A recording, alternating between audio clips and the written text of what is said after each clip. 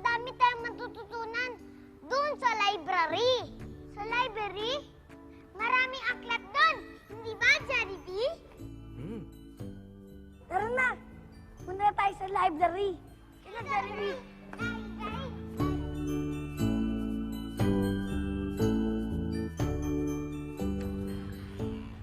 Wow! Ang ganda naman din sa library. Oo nga, dito tayo sa Lika dito.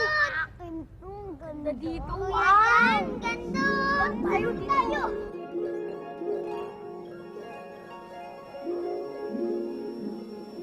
Uy, tawag tayo ng Jollibee. Uy, sige lang. Bilis lang tayo. Wow! Amazing! Ganito.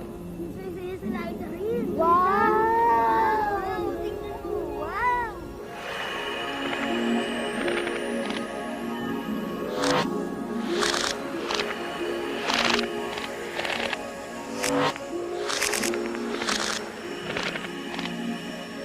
Pwede magtanong? Nagtatanong ka na nga eh. Nasaan na ba tayo? Sa kaibang mundo tayo. Kakaibang mundo? Ano kakaibang mundo? Nasa kakaibang mundo kayo ng mga hugis at mga kulay! Huwag kayong matakot. Mga kaibigan kami.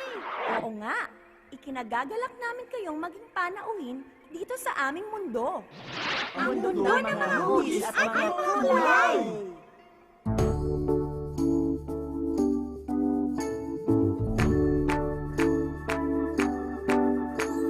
Iba't ibang hugis ay makikita sa iyong paligid ay hanapin na pag-aralan ng bawat anyo nila.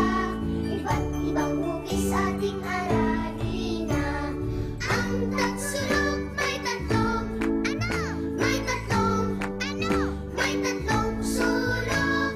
Paisukat may apat na sulok at ang gilid ay apat na pareho ang sukat. Parihaba ay iba. Dalawang pares ng gilid mas mahaba ang isa. Bilog ang bilog, walang gilid at sulok. Pag ginuhit ay paikot. Iba't ibang hugis ay makikita sa iyong paligid ay hanapin na pag-aralan ng bawat anyo nila. Iba't ibang hugis ating aralin na. Ngayon, kilala niyo na ba kami? Bilog, circle. Tatsulok, triangle. Parisukat, square. Paihaba, rectangle. John, meron bang hugis bilog sa loob ng kahon? Ang bola ay hugis bilog. Bilog!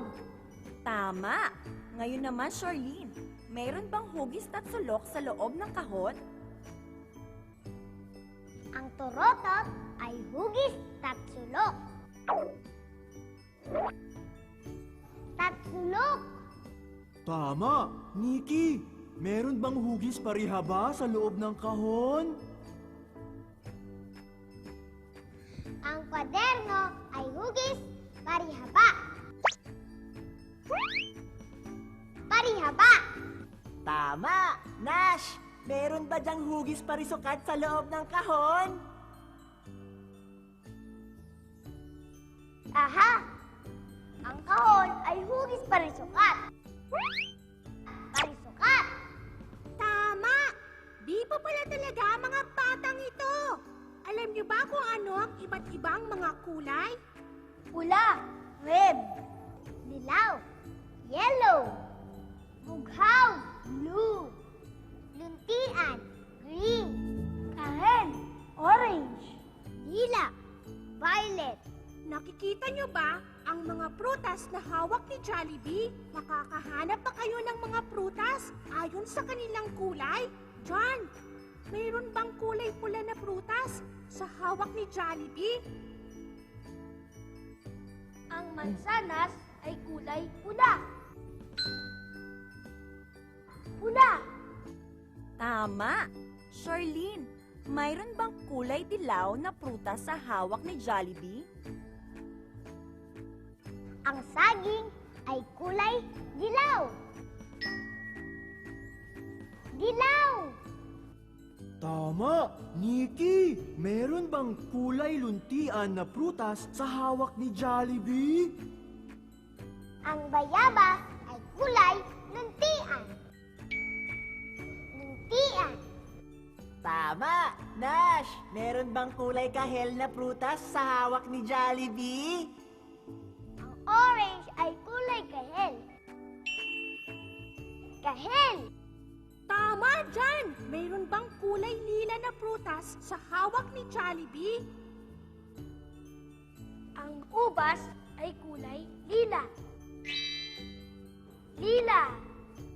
Tama! Charlene, mayroon bang kulay bughaw na prutas sa hawak ni Jollibee?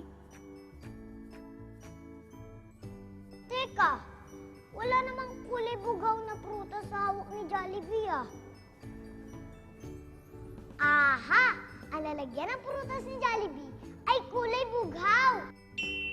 Bughaw! Tama! Magaling! Ang saya-saya naman dito sa mundo ng mga hugis at kulay. Aawit muli tayo ng isang makulay na awitin!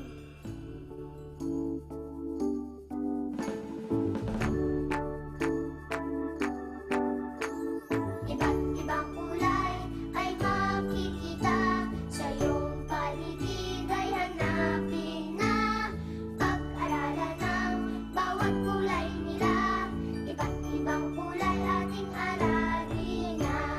Kulay pula ang rosas, ano pa? Mansanas, ano ba? Ang makopa ay pula.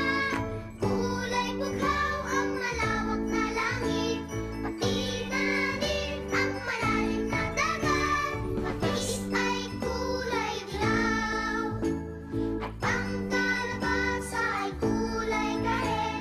Lila naman ang kulay ng ubet talong, luntian ang kulay ng halamanan.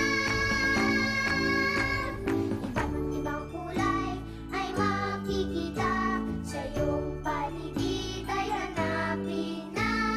Pag-aralan ng bawat kulay nila, iba't ibang kulay ating aralin na.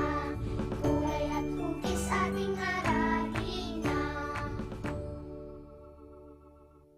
Maraming salamat sa inyo lahat.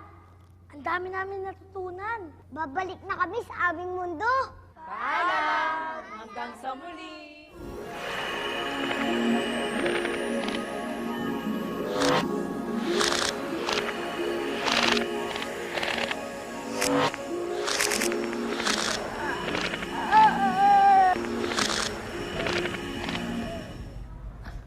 Ang dami namin natutunan sa mundo ng mga hugis at kulay. Oo nga, sana kayo rin mga bata. Masdan yung mga hugis at kulay sa inyong paligid. At pag-aralan. Oh, natatandaan niyo ba mga bata? Kapag sama-sama natututo, mas masaya. Hindi ba? Tara na, Jollibee! Sige na, hinihintay na pala tayo ni Ellie. O sige, tara na, dali na.